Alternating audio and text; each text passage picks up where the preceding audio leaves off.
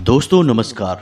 तुला राशि वाले मेरे मित्रों, आप सभी का आज के ज्योतिष के इस तंत्र बाधा से जुड़े हुए विशेष वीडियो में बहुत बहुत स्वागत है। हृदय से अभिनंदन है।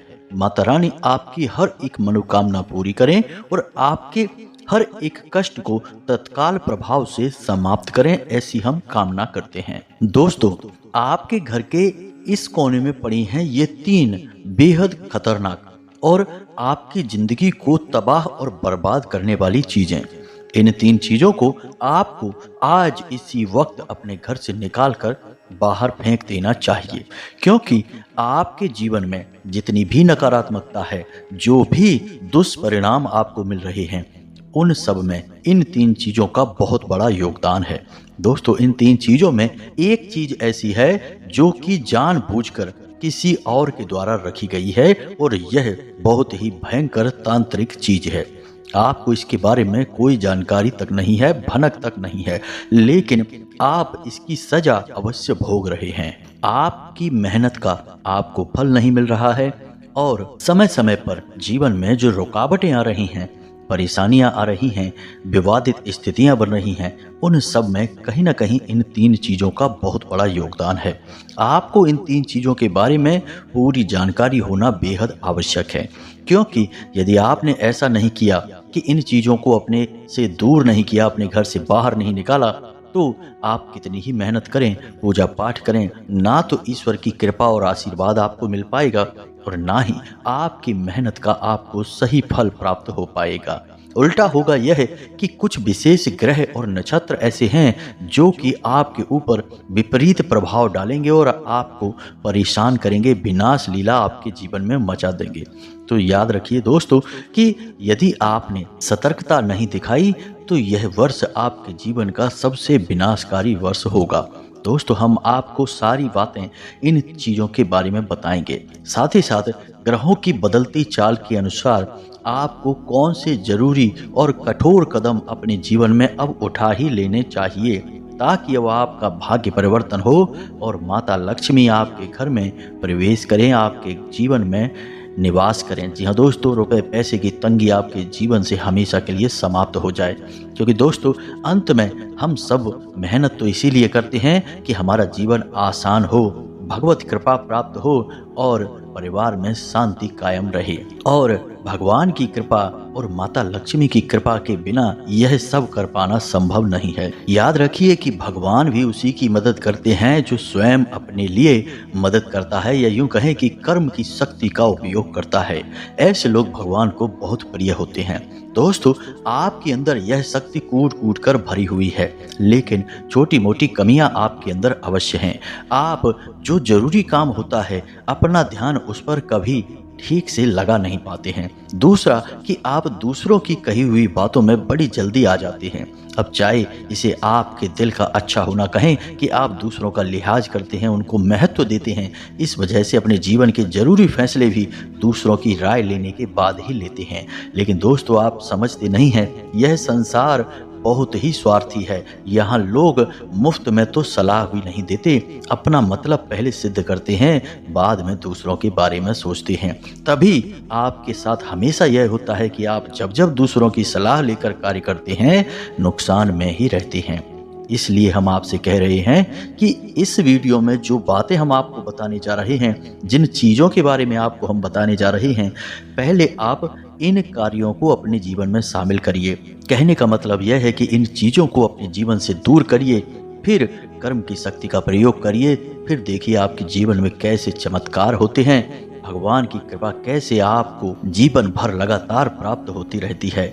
फिर लोग आपको देखकर कहेंगे कि यह बहुत भाग्यशाली इंसान है। अक्सर यही होता है, जो भगवान के बहुत प्रिय बन जाते हैं, उनसे दुनिया वाले यही कहते हैं कि यह बहुत ही भाग्यवान है, इसकी किस्मत बहुत अच्छी है। लेकिन दोस्तों, वह भगवान का प्रेम होता है। तो चलिए, आपको कैसे भगवान का वह विशिष्ट प्रेम प्राप्त होगा, भक्ति प्राप्त होगी, इस विषय पर गहराई से ज्ञान देते हैं। दोस्तों, यकीन मानिए कि इस वीडियो में जो बातें हम आपको बताएंगे, वे अब तक आपको किसी ने बताई नहीं होगी।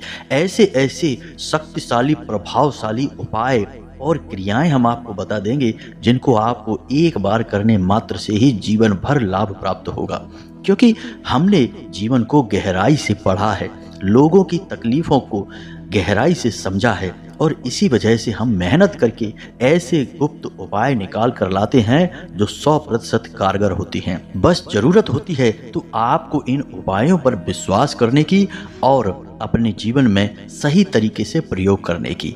दोस्तों, यकीन मानिए कि हम जो भी कार्य कर रहे हैं वह केवल और केवल माई की कृपा और आज्ञा से किया जा रहा है, या यूं कहें कि हम इसे माई की सेवा समझकर करते हैं। तो हम इस कार्य में कोई भी कसर बाकी नहीं छोड़ना चाहते हैं। बस अब आपके ऊपर है कि आप कैसे इन बातों को अपने जीवन में शामिल करते हैं। तो चलिए आज के इस महत्वपूर्ण ज्ञानवर्धक वीडियो की शुरुआत करें, लेकिन इससे पहले आपसे एक निवेदन है कि कमेंट में पूरे भक्ति भाव के साथ माई को पूरे दिल से याद करते हुए जय माँ भद्रकाली कृपा करो एक बार नहीं 3 बार लिखना। दोस्तों, कुछ लोग ऐसे होते हैं जो इसमें भी कंजूसी कर जाते हैं, बस एक बार लिखकर ही रह जाते हैं। अरे अपनी माई के लिए इतना नहीं कर सकते क्या? एक बार नहीं 3 बार लिखो दोस्तों, इसमें क्या पैसे लग रहे हैं? करिए ऐसा। जब आप ऐसा करेंगे तभी तो भाव आपका और गहरा होगा और माई की कृपा आपकी ओर आएगी, माई का प्रेम आपको मिलेगा। और इसी प्रेम के लिए तो पूरी दुनिया तरस रही है। आपको यह प्रेम चाहिए तो बस इतना सा कार्य करिए। हमने माई की वर्षों सेवा की है और हम जानते हैं कि इसी प्रकार माई की कृपा प्राप्त होती है। तो बस लिख डालिए और साथ ही साथ अपना नाम और अपना स्थान भी लिखना, क्योंकि हमारे यहाँ जो सर्व मनोकामना पूर्ति हवन किया जाता है शनिवार के दिन, उस हवन में हम आपके नाम से आहुतियाँ करवा देंगे। साथ ही साथ माई के दिव्य दरबार में आपके नाम से अर्जी भी लग जाएगी। इससे माई का ध्यान आपकी ओर जाएगा, आपके जीवन में माई की सत कृपा प्रवेश कर जाएगी और आपका जीवन सरल हो जाएगा। दोस्तों, यह धर्म का कार्य है, माँ का कार्य है। इसमें बिल्कुल भी पीछे ना हटें, चढ़ बढ़ कर साथ दें और आगे आएं, तभी तो आपके जीवन में बदलाव आएंगे। भक्त सुदामा जब कृष्ण भगवान के पास गए तभी तो भगवान श्री कृष्ण उनकी मदद के लिए आगे आ पाए। अगर सुदामा अपने घर से एक कदम बाहर भी नहीं रखते तो कैसे भगवान की कृपा प्राप्त होती? तो पहला कदम तो आपको ही बढ़ाना पड़ेगा, तब भगवान 100 कदम बढ़ा देंगे आपके एक कदम के बदले। यकीन मानिए दोस्तों, उम्मीद है आप हमारे भाव को समझ रहे होंगे। दोस्तों, जब हम वीडियो आपके लिए रिकॉर्ड करने के लिए बैठते हैं ना, तो हम कभी यह नहीं सोचते कि आपके लिए इस विषय पर उस विषय पर वीडियो बना देते हैं। यह तो माई का आशीर्वाद है कि वही विचार देती हैं और हम बोलते चले जाते हैं। बस ज्ञान हम जरूर एकत्रित करते हैं अलग अलग शास्त्रों को और अलग अलग किताबों को पढ़ने के बाद, ताकि आपको सर्वोत्तम ज्ञान हासिल हो। लेकिन अन्य जो विचार हैं वे माई की देन होते हैं। तो ऐसे में कभी कभी यह हो जाता है कि वीडियो हमारा लंबा हो जाता है, तो आप इससे परेशान ना हो दोस्तों।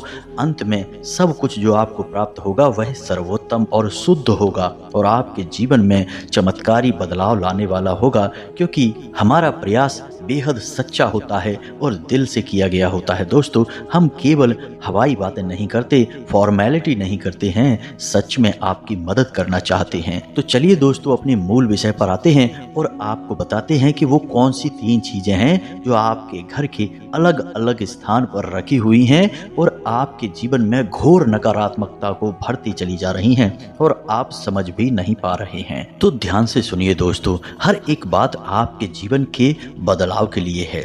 सबसे पहले जाइए अपने पूजा घर को देखिए। आपके पूजा घर में एक ही भगवान की 2 मूर्ति या फोटो तो नहीं है।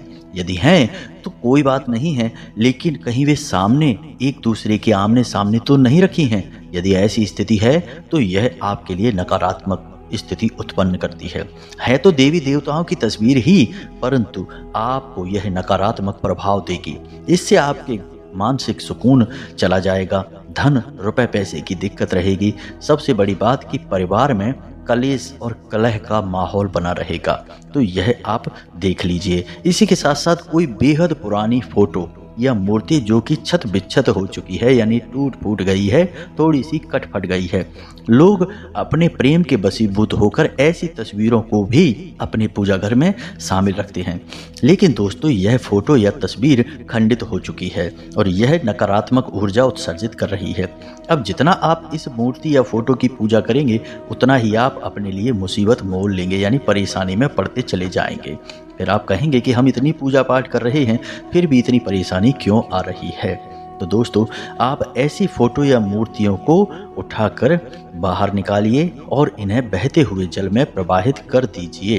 यह आपका पहला कर्तव्य है। इसी के साथ साथ हम देखते हैं कि कुछ लोग ऐसे होते हैं जो कि पूजा घर में बड़े ही प्रेम से पुष्प भगवान को अर्पित कर देते हैं।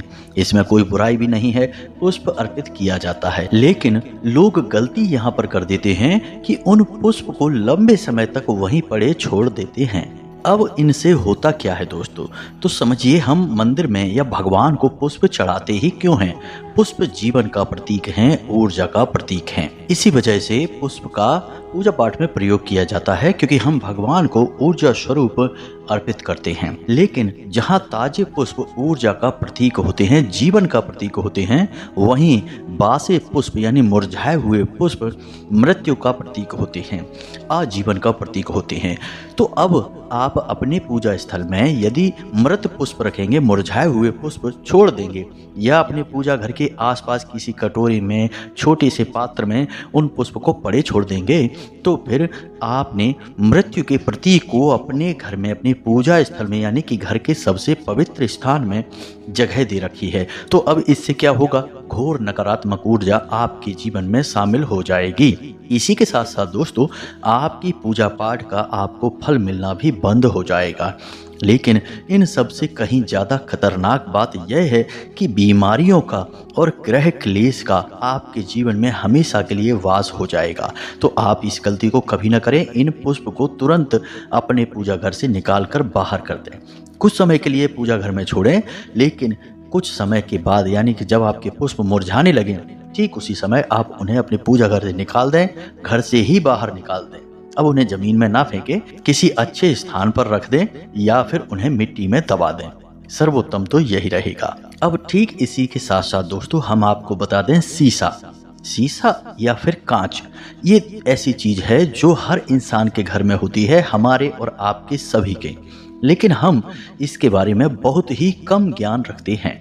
आप जानते नहीं हैं कि एक शीशा गलत दिशा में लगा देने से या गलत तरीके से लगा देने से आपको भयंकर बीमारियां दे सकता है, भयंकर कंगालियां दे सकता है। शीशा असल में हमारा स्वयं का ही प्रतिबिंब दिखाता है, यानी हमारा अक्स, हमारा छाया स्वरूप दिखाता है। तो असल में हुआ यह कि हमने जब जब शीशा देखा तो उसने हमारी ही ऊर्जा को प्रतिबिंबित किया, हमारी ओर वापस भेजा। तो अब यदि आपने शीशे को गलत दिशा में लगा दिया, मानकर चलिए कि आपने शीशे को दक्षिण दिशा में लगा दिया, अब आप जब भी शीशा देखते हैं तो आपका मुख दक्षिण दिशा की ओर हो गया, तो अब आपका प्रतिबिंब दक्षिण दिशा में बन रहा है और यह मृत्यु की दिशा है। जी हाँ दोस्तों, यह यम की दिशा है। तो अब ऐसे में क्या होगा? आप बीमार होने लगेंगे। जी हाँ दोस्तों, आप यकीन करिए, जिन लोगों के घर में दक्षिण दिशा में शीशा लगा है उस घर में 100% बीमारियों का वास होता है। चाहे कितना ही इलाज कराइए, एक के बाद एक लोग बीमार होते रहते हैं। जो जो उस शीशे में देखेगा वह बीमार होता रहेगा, कभी भी 100% स्वास्थ्य को प्राप्त नहीं कर पाएगा। ठीक इसी प्रकार यदि आपने शीशे को पश्चिम दिशा में लगा दिया, यानी कि आप जब शीशा देख रहे हैं तो आपका मुख पश्चिम दिशा की ओर है, तो इस शीशे को देखने वाला इंसान हमेशा सुस्त, आलसी और कामचोर रहेगा, यानी अपने काम से हमेशा जी चुराएगा, अपने काम को टालेगा। ऐसे में अपने जरूरी कार्यों पर भी उसका ध्यान नहीं रहेगा। दूसरा, उसकी मानसिक स्थिति भी प्रभावित होनी शुरू हो जाएगी, क्योंकि यह दिशा शनि की है। तो यह आपके दिमाग पर, आपके शरीर पर और आपकी आमदनी पर, आपके इनकम पर बहुत बुरा प्रभाव डालता है। जी हाँ दोस्तों, अब इसी प्रकार किसी किसी के घर में काले रंग का शीशा होता है, यानी जिसे ब्लैक मिरर कहते हैं। आजकल बाजार में यह मिलने लगा है, लोग बड़े शौक से इसे लगवाते हैं। यह शीशा देखने में किसी काले शीशे जैसा दिखाई देता है, जैसे कि मोबाइल की डिस्प्ले होती है, बंद डिस्प्ले, तो वह काली होती है लेकिन उसमें हमारा प्रतिबिंब दिखता है। ऐसे ही यह काला शीशा होता है। आपके घर में यह काला शीशा यदि लगा है तो आपका राहु पूरी तरह से प्रभावित होगा और आपके घर में जो मुख्य सदस्य है, जो आमदनी लेता है यानी कि पैसे कमाता है, उस इंसान की मानसिक स्थिति कभी स्थिर नहीं रह सकती। आपकी आर्थिक स्थिति बुरी तरह से गड़बड़ा जाएगी। इसी वजह से आपने देखा होगा कि जिन घरों में टीवी होती है, टीवी में जो शीशा होता है तो वह काला शीशे का काम करता है। यानी जब टीवी बंद है तो वह काले शीशे का काम करता है, उसमें आपका प्रतिबिंब दिख सकता है। तो जो समझदार लोग हैं वो टीवी के ऊपर कवर डालकर रखते हैं, यानी उसे ढक देते हैं। जब चालू होगी टीवी तभी उसका कवर हटेगा, अन्यथा उसे बंद रखेंगे, क्योंकि वे उस शीशे में अपना प्रतिबिंब नहीं देखना चाहते हैं। इससे आपकी दुर्गति दूर हो जाएगी यदि आप काले शीशे को ढक कर रखेंगे। टीवी का या मोबाइल का शीशा है तो उसे ढक कर रखें, अन्यथा सामान्य तौर पर बाजार से काला शीशा स्पेशल लेकर कभी ना आए, सामान्य शीशा ही रखें। अगली बात कि शीशा जो आपके घर में लगा है इसमें कुछ विशेष बातें होती हैं जिनका आपको ध्यान रखना चाहिए। शीशा आपके शरीर की लंबाई का हमेशा आधा होना चाहिए। इससे अधिक लंबा यदि आपका शीशा है तो वह आपकी ओर नकारात्मकता को उत्सर्जित करेगा। दूसरा कि शीशे का आकार गोल नहीं होना चाहिए। जी हाँ दोस्तों, यदि गोल आकार का शीशा है तो वह नकारात्मकता का प्रतीक है।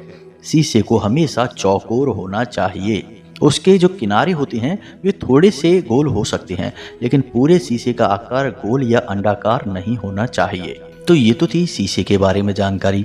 अब यहाँ पर कांच या शीशा आपके घर में चटका हुआ, टूटा हुआ किसी भी कीमत में नहीं होना चाहिए। इसे तुरंत निकाल कर बाहर फेंक दें। अब बात करते हैं कि शीशा लगाएं तो लगाएं कहाँ। यह बहुत ज़रूरी है जानना, इसे ध्यान से सुनिए दोस्तों। तो शीशा लगाने का सबसे अच्छी दिशा उत्तर दिशा होती है, क्योंकि यह नए अवसरों की दिशा होती है, यह धन की दिशा होती है, कुबेर की दिशा होती है, शुक्र की दिशा भी होती है। तो अब यदि आप इस दिशा में देख रहे हैं, यानी आप जब देख रहे हैं शीशा तो आपका मुख उत्तर दिशा की ओर है, तो आप समझिए कि आप नए अवसरों को देख रहे हैं, धन को देख रहे हैं, कुबेर को देख रहे हैं और शुक्र आपका मजबूत हो रहा है। यानी कि आपके जीवन में केवल और केवल नए अवसरों का आगमन होगा, रुपए पैसे का आगमन होगा, भगवान की कृपा आपको प्राप्त होगी। जी हाँ दोस्तों, तो उत्तर दिशा सर्वोत्तम दिशा है। फिर ईशान कोण, यानी कि उत्तर दिशा और पूर्व दिशा के बीच का कोना, यह भगवान भोलेनाथ का कोण है। अब इस कोने में शीशे को लगाने से सबसे पहली चीज जो आपको प्राप्त होगी वह होगा आपको मानसिक सुकून मिलेगा, पारिवारिक शांति और आपसी प्रेम। जी हाँ दोस्तों, खास तौर से जीवन साथी के साथ विशेष तालमेल बनाएंगे आप और आपको दाम्पत्य जीवन का अद्भुत सुख प्राप्त होना शुरू हो जाएगा। इसी के साथ साथ दोस्तों, आप शीशे को पूर्व दिशा में भी लगा सकते हैं, क्योंकि पूर्व दिशा में यदि आप शीशे को लगाएंगे तो आपको कार्य करने की एक नई ऊर्जा प्राप्त होगी, आपके चेहरे पर तेज बढ़ेगा। इसी के साथ साथ आपको यह भी देखना है कि आपके घर में कोई भी पुराना खराब इलेक्ट्रॉनिक सामान या फिर मशीनरी बंद पड़ी हुई नहीं होनी चाहिए। यदि यह सामान या खराब या बंद मशीनरी आपके घर में है तो यह आपके राहु को पूरी तरह से नकारात्मक बना देता है। और एक बार राहु यदि नकारात्मक हो जाए तो यह आपकी बुद्धि में अनेकों प्रकार के नकारात्मक विचार लेकर आता है। खास तौर से यह आपकी कार्य क्षमता को प्रभावित करता है और आपके ऐसे फैसले जो आपके काम धंधे व्यापार से जुड़े हुए हैं उन पर बहुत ही बुरा प्रभाव डालता है। यानी आप ऐसे फैसले लेंगे जिनसे आपको रुपए पैसे का भारी नुकसान उठाना पड़ेगा। आप ऐसे इंसान को पैसे दे देंगे जो वापस ही नहीं करेगा। ऐसे उद्योग व्यापार में पैसे लगा देंगे जिनसे आपको बहुत नुकसान होगा। तो आपको इसका ख्याल रखना है। यदि कोई घड़ी है, कोई मशीनरी है, कोई इलेक्ट्रॉनिक सामान है जो खराब है, बंद अवस्था में है, तो आप उसे या तो सही करवा दें या फिर अपने घर से निकाल कर उसे बाहर फेंक दें। यह अत्यंत आवश्यक है दोस्तों। अब आपको बेहद जरूरी बात बताते हैं जो एक ऐसी गलती है जो अक्सर लोग करते हैं और आपको नहीं करनी है। निश्चित तौर पर आपने भी यह गलती कर रखी है और इससे आपका शनि बुरी तरह से नकारात्मक होता है, आपको बहुत ही बुरे परिणाम देता है। अब चूंकि यह पूरा वर्ष शनिदेव को समर्पित है तो ऐसे में आपको यह गलती भूल कर भी नहीं करनी है। हमने अपने पिछले वीडियो में आपको यह भी बताया था कि शनिदेव की कैसे पूजा की जाती है, यानी विशेष शास्त्रीय विधान क्या है, यहाँ तक कि शनिदेव के मंदिर में जाने का विशेष विधान क्या है। हम यूं ही अन्य देवी देवताओं की तरह शनिदेव के मंदिर में नहीं जा सकते हैं। तो इन सब बातों को हम अपने पिछले वीडियो में आपको बता चुके हैं, लेकिन अब हम आपको कुछ ऐसी विशेष गलती के बारे में बताने जा रहे हैं जो अक्सर लोग करते हैं, आपने भी की होगी। कि ऐसा होता है कि लोग हमेशा अपने पुराने कपड़े अपने पास सहेज कर रखते हैं, कटे फटे कपड़े भी अपने पास रखे रहते हैं, सोचते हैं कि आज नहीं तो कल किसी न किसी रूप में इनका प्रयोग कर लेंगे। अब यहीं पर कुछ लोग अपने पुराने कपड़ों का पोंछे के रूप में प्रयोग करने लगते हैं या फिर साफ सफाई के कार्यों में प्रयोग करने लगते हैं। अब साफ सफाई का कार्य क्या है? नकारात्मक ऊर्जा को उत्सर्जित करने वाला कार्य। अब ऐसे में आपके द्वारा पहना गया कपड़ा इस कार्य में प्रयोग होगा तो वह भी आपके ऊपर बुरा प्रभाव देगा।